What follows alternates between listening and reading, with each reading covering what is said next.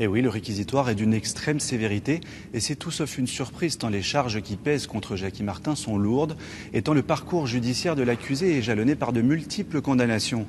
L'ADN seul ne suffit pas pour incriminer, explique le parquet, mais dans ce dossier, on retrouve les traces de l'accusé sur le frein à main et la ceinture de la voiture de la victime plongée dans la Saône. Le mobile, c'est l'agression sexuelle, explique l'autre représentante du parquet. Jupe retroussée, des traumatismes sur les parties intimes, voilà dans quel état on retrouvera le corps de l'étudiante. Ce qui compte, c'est d'expliquer, s'emporte l'avocat général. À aucun moment, vous n'avez donné le moindre début d'explication. Jacky Martin l'ignore. Il est dans sa bulle. La famille Girolet, elle, reste sans réponse. On écoute leur avocate.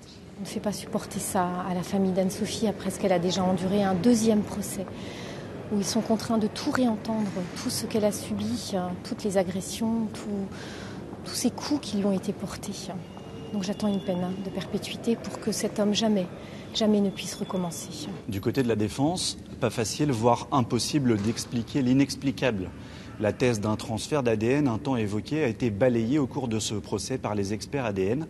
Reste le doute qui, selon la défense, doit profiter à l'accusé. Les choses sont très claires en droit français. L'ADN n'est pas la reine des preuves ou c'est une reine des preuves au pied d'argile. C'est cela qui est important. Demain matin, l'accusé prendra une dernière fois la parole, puis la cour partira délibérer.